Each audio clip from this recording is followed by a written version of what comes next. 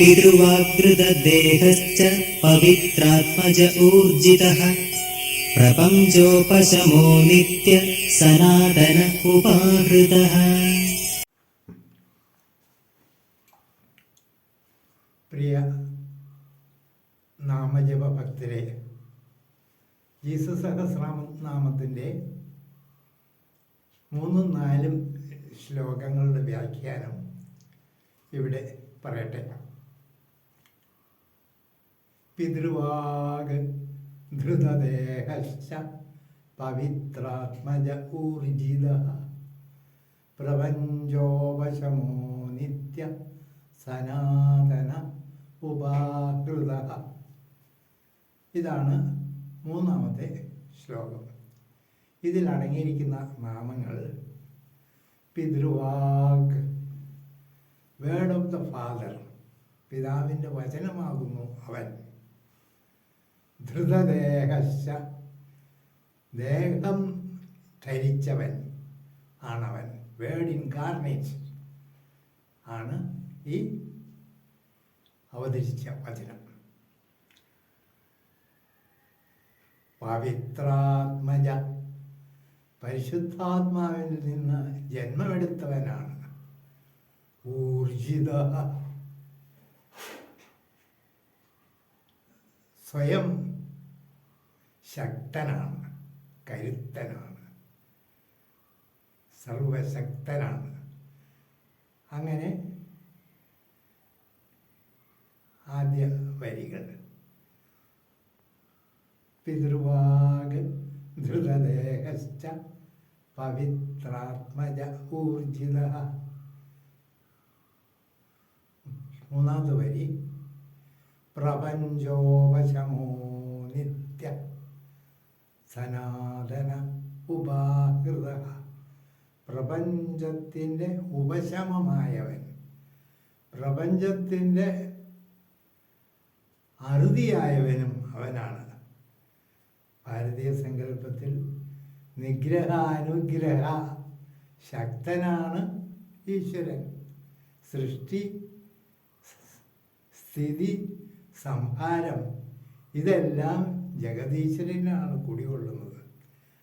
അങ്ങനെ ഉള്ളവനാണ് ഈ അവതരിച്ച വചനം. പ്രപഞ്ചോപശമോ നിത്യം, ഈസ് ഇറ്റേണൽ. അടുത്ത നാമം സനാതന.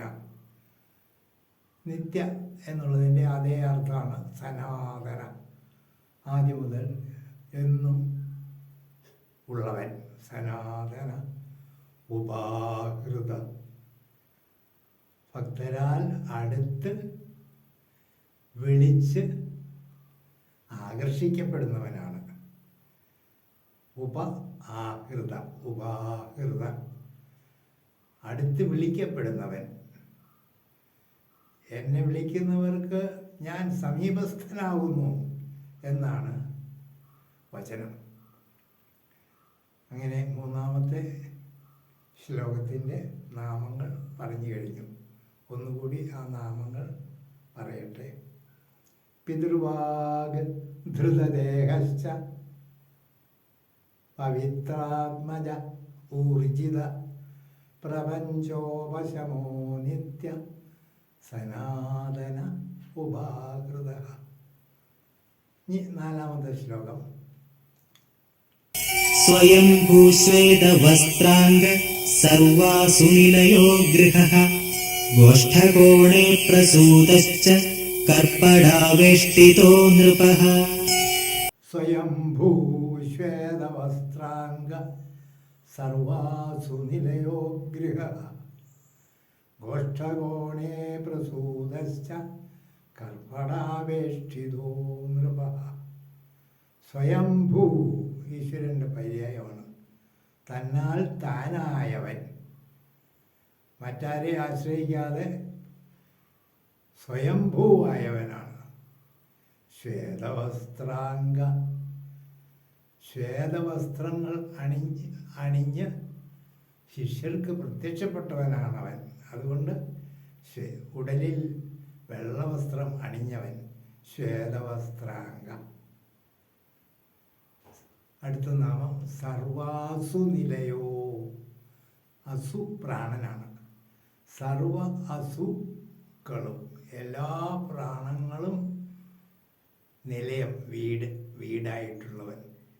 എല്ലാ ജീവികളിലും മരുവുന്നവനാണവൻ.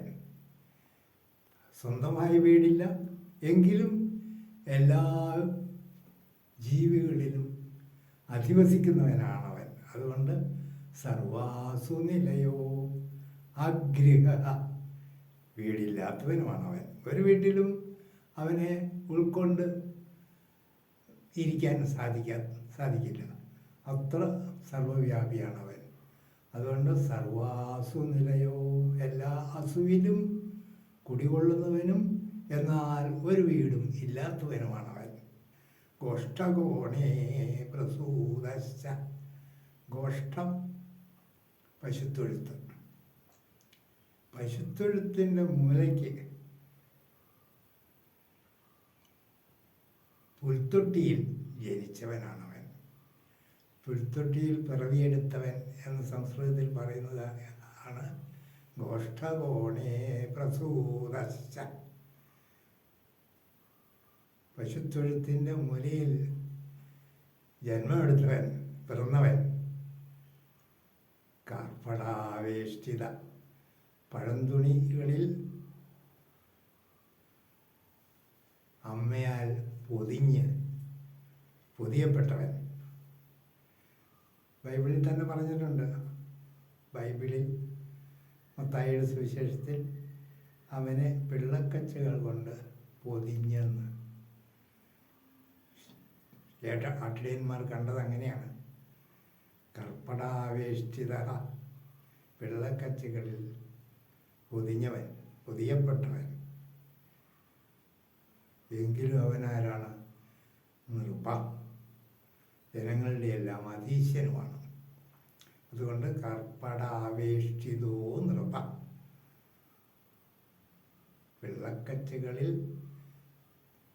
വെള്ളക്കച്ചുകളാൽ പൊതിയപ്പെട്ട രാജാധിരാജനാണ് അവൻ.